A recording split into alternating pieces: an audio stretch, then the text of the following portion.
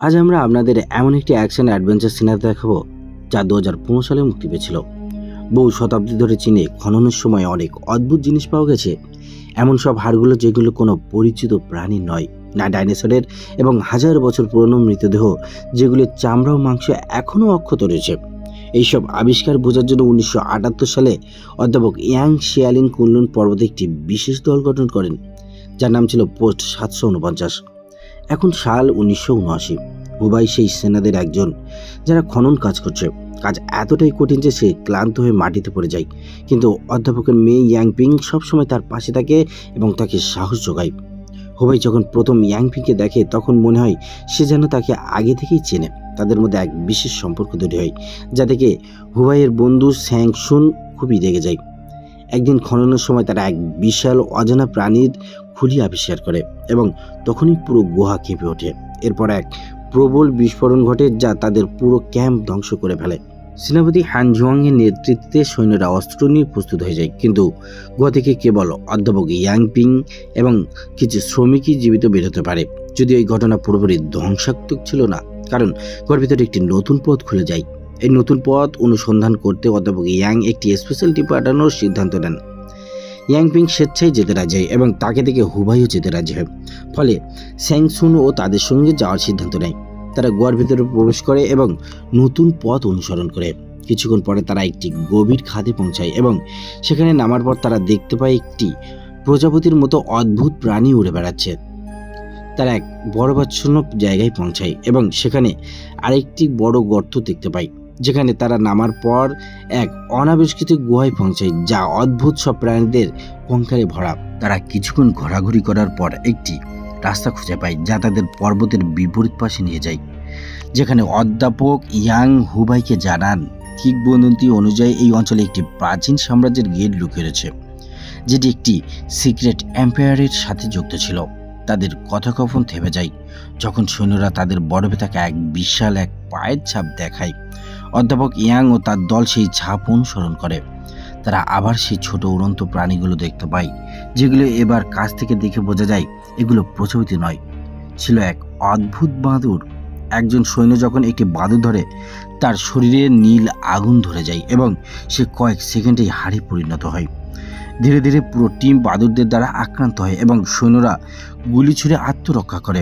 এই গুলির শব্দে এক বিশাল প্রাণী ভয় পেয়ে পালিয়ে যায়, কিন্তু সেই কারণে একটি প্রবল ঝড় শুরু হয়। তারা একটি বড় খাদের মুখে পৌঁছে যায়, যেখানে লাফ দেওয়া ছাড়া আর কোনো উপায় নেই। অধ্যাপক ইয়াং হুবাই ও তার মেয়েকে একে অপরের সাথে দড়ি দিয়ে বেঁধে দেন, কিন্তু পড়ার সময় দড়ি ছেড়ে যায় এবং তারা নিচে পড়ে যায়। মাসখানেক পর হুবাই যখন একটি ট্রেনে থাকে, তখন তার মাথায় ঘুরে কিভাবে সে বেঁচে ফিরল। কারণ অনেক সৈন্য সেই খাদে পড়ে মাথায় আঘাত পেয়ে মারা যায়, অথবা অনেকজন বরফে চাপা পড়ে। হুবাই যখন খাদের তলদেশে জ্ঞান ফিরে পায়, তখন কেবল 4 জন জীবিত থাকে সেখানে: হুবাই, অধ্যাপক ইয়াংপিং ও কাংশুন। তারা যতটা সম্ভব পড়ে যাওয়া সরঞ্জাম জড়ো করে এবং টর্চ জ্বালিয়ে গুহার আরও গভীরে এগোয়। এক পর্যায়ে তারা পৌঁছায় একটি বিশাল গুহার ভেতর, যেখানে একটি বড় টাওয়ার এবং আশেপাশে ধ্বংসাবশেষ ভরাও পুরাতন ভবন দেখতে পায়। অধ্যাপক ইয়াং এই স্থানকে বলেন সিক্রেট প্যালেস অফ কুনলুন এবং জানান এটি একটি 9তলা টাওয়ার, যেখানে রাক্ষস জাতীয় প্রাণীদের সিল করা হয়েছিল। এই সেই জায়গা যেটিকে অধ্যাপক ইয়াং বহু বছর ধরে খুঁজে বেড়াচ্ছিলেন। তিনি হাঁটু গেড়ে বসে একটি বেদির উপর রাখে একটি প্রদীপ জ্বালান। প্রদীপ জ্বলার সঙ্গে সঙ্গে একটি লম্বা আলোর শিখা ওঠে এবং অসংখ্য বাদুড় বেরিয়ে আসে, যারা পুরো টাওয়ারকে ঘিরে ফেলে। অধ্যাপক ইয়াং বিশ্বাস করেন হুবাই ও তার মেয়ে ইয়াংপিং এই টাওয়ার খোলার ক্ষমতা রাখে, তাই তিনি তাদের ভেতরে পাঠান। যখন তারা হাতে হাত রেখে ভেতরে প্রবেশ করে, টাওয়ারের দরজা খুলে যায় এবং একটি তীব্র আলো চারদিকে ছড়িয়ে পড়ে। সেই আলোর সঙ্গে অনেক আত্মা মুক্ত হয়ে চারদিকে ছড়িয়ে যায়, কিন্তু এই রহস্যময় ঘটনার মাঝেই কাংশুন প্রদীপ নিভে দেয়, কারণ তার মনে হয় এই শয়তানের দরজা খোলা উচিত না। তখন গুহা কেঁপে ওঠে এবং ভেঙে পড়তে শুরু করে। সবাই দ্রুত পালানোর চেষ্টা করে। কাংশুন সবাইকে বাঁচানোর জন্য নিজেকে উৎসর্গ করে। বাদুড়েরা তাকে আক্রমণ করে এবং নীল আগুনে পুড়িয়ে দেয়, কিন্তু তার বিস্ফোরণের ফলে অনেক বাদুড় ধ্বংস হয়ে যায়। তবুও কিছু বাদুড় বেঁচে থাকে এবং দলটিকে তাড়া করে। তারা একটি রাস্তা খুঁজে পায়, কিন্তু সেটা অনেক উঁচুতে। যখন হুবাই বাদুড়দের সঙ্গে লড়ার চেষ্টা করে, তখন একটি বাদুড় তাকে কামড়ায় এবং তার কাঁধে আগুন লেগে দেয়। সঙ্গে সঙ্গে ইয়াংপিং তাকে এক ঝর্ণার ধারে ফেলে দেয় যাতে সে পানিতে পড়ে আগুন নেভাতে পারে। এরপর সে ও তার বাবা নিজে পানিতে ঝাঁপ দেন। পানির নিচে হুবাই এবং ইয়াংপিং একে অপরকে খুঁজে পায়, কিন্তু হঠাৎই একটি বিশাল আকৃতির প্রাণী ইয়াংপিংকে মুখে নিয়ে চলে যায়। হুবাই মনের দিক থেকে ভেঙে পড়ে, কিন্তু তবুও ঠান্ডা পানিতে সাঁতার কেটে কোনোভাবে সে তার ক্যাম্পে ফিরে আসে। সে তার কাঁধে চিকিৎসা করায়, আর অফিসার হান তাকে জানায় যে সবই মৃতদেহ পাওয়া গেছে, শুধু ইয়াংপিং ও অধ্যাপক ইয়াং এর দেহ পাওয়া যায়নি।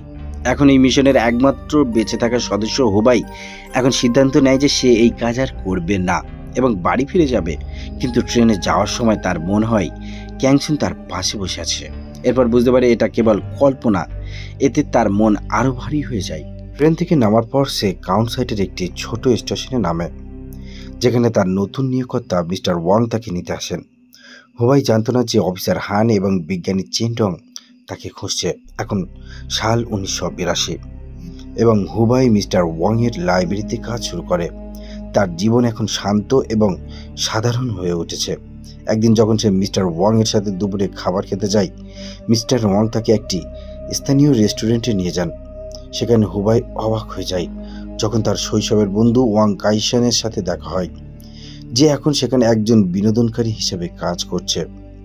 হুবাইয়ের সন্দেহ হয় যে মিস্টার ওয়াং তাকে ইচ্ছাকৃতভাবে সেখানে নিয়ে গেছেন। লাইব্রেরিতে কাজ করার সময় হুবাই প্রফেসর ইয়াং এর একটি গবেষণার বই খুঁজে পায়, যাতে ডেমন টাওয়ারের একটি চিত্রও ছিল। তখন সে বুঝতে পারে যে টাওয়ার খোলা সবসময় প্রফেসর ইয়াং এর উদ্দেশ্যই ছিল। তিনি জানতেন যে কেবল হুবাই এবং ইয়াং পিংই এ কাজ সম্পূর্ণ করতে পারে। এই কারণে তিনি সবসময় তাদের একসাথে এবং সুরক্ষিত রাখতে চেয়েছিলেন। এই সময় পোস্ট 749-এ এক্সপ্লোরাররা একটি পুরনো কফিন খুঁজে বের করেন, যার মধ্যে একটি জীবিত মেয়ে ছিল, যে হুবাইয়ের হারিয়ে যাওয়া বন্ধু ইয়াংপিং এর মতো দেখতে। কিন্তু সে নিজেকে শার্লি বলে পরিচয় দেয়। তার কিছু অদ্ভুত ক্ষমতা ছিল যা সে নিয়ন্ত্রণ করতে পারত না, এবং তার ইয়াংপিং হওয়ার কোনো স্মৃতিও ছিল না। এই কারণেই দলটি আপাতত তাকে তালাবদ্ধ রাখার সিদ্ধান্ত নেয়। হুবাই লাইব্রেরিতে প্রফেসর ইয়াং এর বই খুঁজে পেতে থাকে, যার কিছু বিশেষ পৃষ্ঠা তার জন্য আগে থেকেই চিহ্নিত করা ছিল। ওয়াং কাইশানের সাহায্যে সে এই প্রাচীন কিংবদন্তিগুলোতে এত গভীরে প্রবেশ করে যে পুরো মাস কেটে যায় সেগুলো পড়তে এবং বুঝতে। ধীরে ধীরে সে আসল গল্পটি জানতে পারে। এক সময় ছিল যখন ডেমনদের দুনিয়া থেকে একটি মানব জাতি বিদ্যমান ছিল, যাদের পূর্বপুরুষরা শনি গ্রহ থেকে অর্থাৎ সাটান থেকে এসেছে। এই লোকেরা ডেমন এবং মানব উভয়ের সন্তানদের মতো ছিল, এবং সেই টাওয়ারটাই ছিল তাদের উত্তরাধিকার। টাওয়ারের সুরক্ষার জন্য কিছু রক্ষকের প্রয়োজন ছিল, কিন্তু 10,000 বছর আগে এই প্রজাতি পৃথিবী থেকে বিলুপ্ত হয়ে গেছিল, কারণ তখন মানুষেরা ডেমনদের নিয়ন্ত্রণ থেকে স্বাধীনতা পেয়েছিল। কিন্তু হুবাইয়ের কাছে এখনো কিছু প্রশ্নের উত্তর ছিল না, যেমন তার এবং ইয়াংপিং এর কাছে টাওয়ার খোলার ক্ষমতা কেন ছিল, প্রফেসর ইয়াং সেই টাওয়ারটি কেন খুলতে চেয়েছিলেন, এবং এই রহস্যময় বইগুলো হুবাইয়ের কাছে বা পৌঁছলো কি করে। 3 বছর পর অর্থাৎ 1985 সালে অফিসার হান প্রচণ্ড ধাক্কা খায় যখন তার দল জানতে পারে যে প্রফেসর ইয়াং এখনও জীবিত আছেন এবং পাহাড়ের একটি গুহায় লুকিয়েছিলেন। একই সময়ে পশ্চিম চীনের ওয়ানিয়াল শহরে কিছু রহস্যময় এবং বিশাল মনস্টার আক্রমণ করে। এই প্রাণীগুলো পথে আসে সবকিছু ধ্বংস করে দেয় এবং পিছনে শুধু ধ্বংসাবশেষ ছাড়া আর কিছু রেখে যায় না। প্রফেসর ইয়াং হানকে বলেন যে এই সব টাওয়ার খোলার ফলাফল হতে পারে, তাই তারাও তদন্তের জন্য সেখানে পৌঁছায়। এই সময় হুবাইয়ের কাঁধের দাগ আবার তীব্র ব্যথা দিতে শুরু করে, এবং যখন সে ডাক্তারের কাছে যায় তখন তার রেকর্ড সিস্টেমে নথিভুক্ত হয়, যার ফলে অফিসার হান তার অবস্থান জানতে পারে। একদিন ব্যথা এতটাই তীব্র হয় যে হুবাইয়ের পিঠ থেকে আগুন বেরোতে শুরু করে এবং তার ভিতর থেকে কিছু অলৌকিক শক্তি জেগে ওঠে। লাইব্রেরির প্রতিটি আসবাবপত্র বাতাসে ভাসতে শুরু করে। তখনই মিস্টার ওয়াং সেখানে আসে, যেন তার কাছে এই সব কিছু স্বাভাবিক, এবং সে জানায় যে বাদুর আক্রমণের পর হুবাইয়ের রক্তে একটি ডেমনিক ফোর্স প্রবেশ করছিল। এখন সেই ফোর্স তাকে ক্ষমতা দিচ্ছে, কিন্তু যদি এটি নিয়ন্ত্রণ না করা হয় তবে সেই শক্তি তাকে ধ্বংস করতে পারে। হুবাই বুঝতে পারে না যে মিস্টার ওয়াং এই সব কিছু কিভাবে জানে, কিন্তু তখনই মিস্টার ওয়াং তার ক্ষমতা ব্যবহার করে পুরো লাইব্রেরিকে একটি পুরনো কবরে রূপান্তরিত করে এবং জানায় যে সে সলিন জাতির প্রিন্স হি এর রক্ষক, যেখানে আরও রক্ষক আত্মা উপস্থিত ছিল, ঠিক যেমন টাওয়ারের কাছে পাওয়া গিয়েছিল।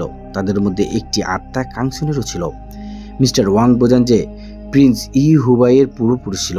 প্রিন্স মানবজাতির নেতৃত্ব দিয়েছিলেন যখন ডেমনরা উন্নত প্রযুক্তির সাথে পৃথিবীতে রাজত্ব করেছিল। প্রিন্স নিজের শরীর ব্যবহার করে সেই টাওয়ারটি সিল করেছিলেন, যার পর বেশিরভাগ ডেমন পৃথিবী থেকে চলে গিয়েছিল। কিন্তু কিছু ডেমন লুকিয়েছিল এবং মানব রূপ নিয়ে মানুষের সাথে বিবাহ পর্যন্ত করেছিল।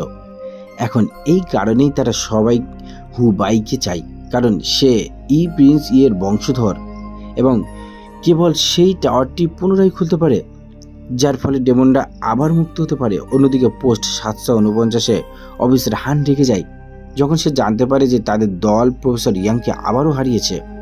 কিন্তু তারপরে একটি সুসংবাদ আসে, শার্লি অর্থাৎ ইয়াংপিং জেগে উঠেছে। এখন সে হুবাইয়ের সাথে মিলে তার বাবাকে খুঁজতে চায়। অফিসার হান তৎক্ষণাৎ লাইব্রেরিতে যায় হুবাইকে নিয়োগ করতে, কিন্তু হুবাই প্রথমে মানা করে দেয়, কারণ সে গতকাল মিশনে অনেক লোককে মরতে দেখেছিল। তবে যেই সে জানতে পারে যে ইয়াংপিং এখনও জীবিত আছে, সে সঙ্গে সঙ্গে তার সিদ্ধান্ত পরিবর্তন করে দেয়, কারণ সে ইয়াংপিংকে খুব মিস করছিল। মিস্টার ওয়াং মনে করেন যে এই সিদ্ধান্ত ভুল, কারণ এখন ডেমনরা হুবাইকে ধরতে চায় যাতে সে টাওয়ার খুলতে পারে। কিন্তু হুবাইয়ের মনে এখন একটাই কথা, তাকে এটা বুঝতে হবে এবং যে ইয়াংপিং কিভাবে জীবিত হলো, এবং এখন তো বিস্ট স্পিরিটাস প্রিন্স এর কবরেও আক্রমণ করেছে, তাই কিছু না তো কিছু করতেই হবে। হুবাই লাইব্রেরি থেকে ওয়াং কাইসেনের সাথে বের হয়, যে তাকে সাহায্য করতে চায়। দুজনেই উত্তর চীনের দিকে যাত্রা করে, যেখানে তাদের একটি নতুন দলের সাথে পরিচয় করিয়ে দেওয়া হয়, যারা প্রফেসর ইয়াংকে খুঁজে যাচ্ছিল। বিজ্ঞানী চেন ডং, একজন মহিলা কাউবয়, কিছু সৈনিক এবং সবচেয়ে গুরুত্বপূর্ণ ইয়াংপিং।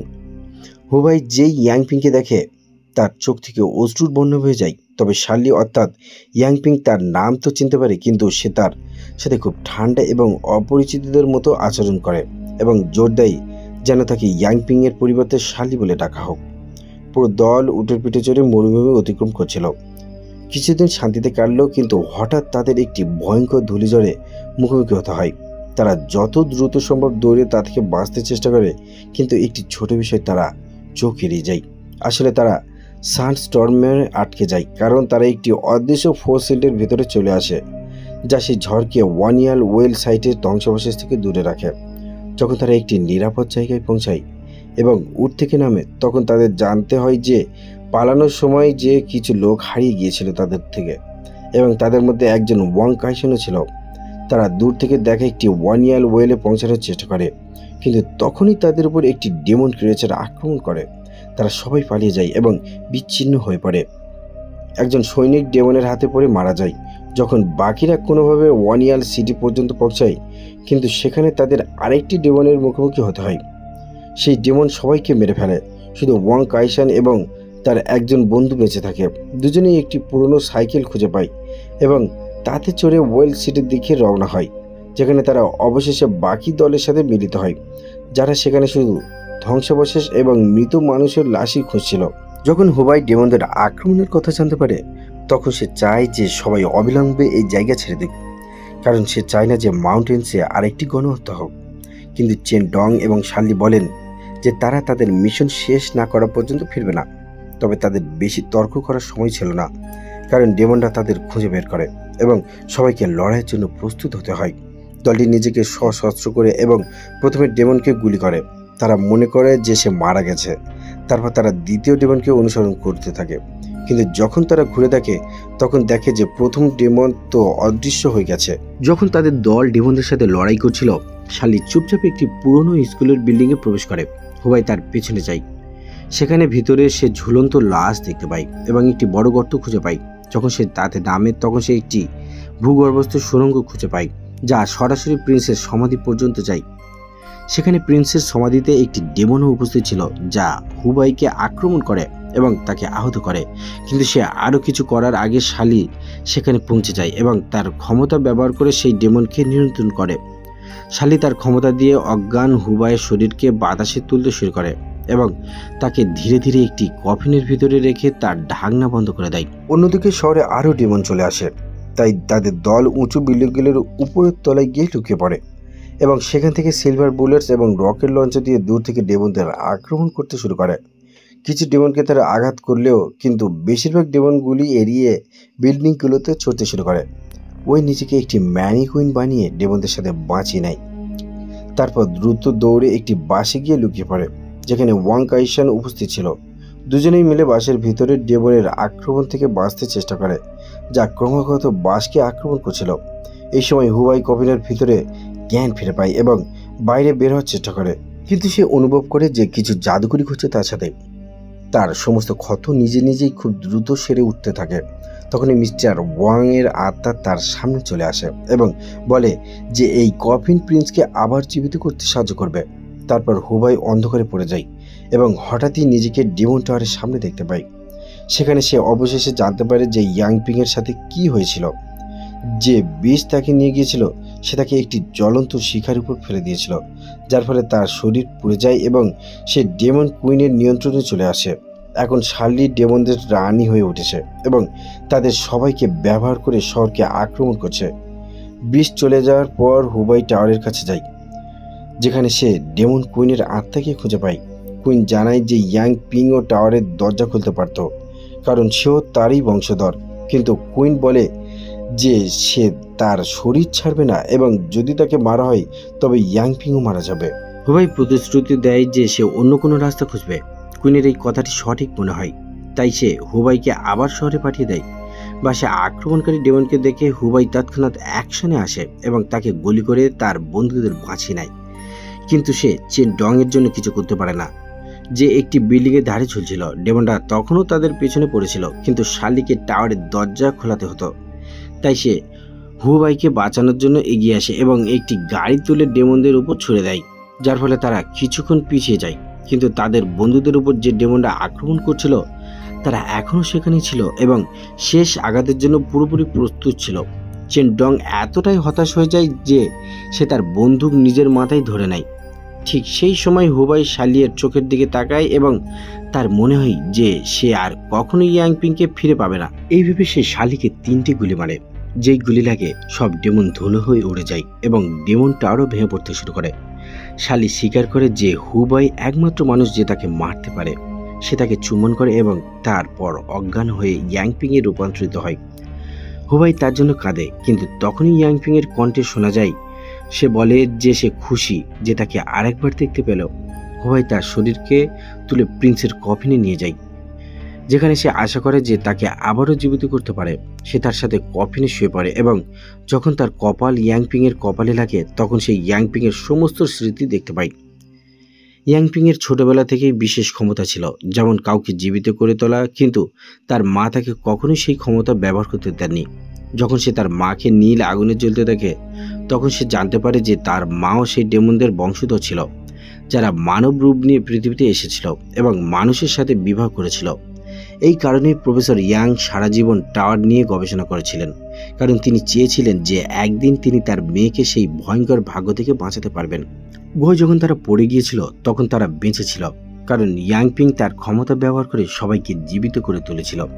শেষে ইয়াংপিং হুবাইকে বলে যে সে তাকে ভালোবাসে এবং অনুরোধ করে যে সে যেন তার বাবাকে খোঁজার চেষ্টা কখনো না ছাড়ে। হুবাই তার প্রতিশ্রুতি রাখে এবং তার দলের সাথে উটের পিঠে মরুভূমি ছেড়ে একটি নতুন যাত্রায় বেরিয়ে পড়ে। আর পিছন থেকে একটি বিশাল আকারের বিষ তাদের দূর থেকে দেখছিল। এর অর্থ হলো যে সেই মনস্টারটা এখনও জীবিত আছে। আপনার কি মনে হয় পরের অংশে কি তারা এদের শেষ করতে পারবে?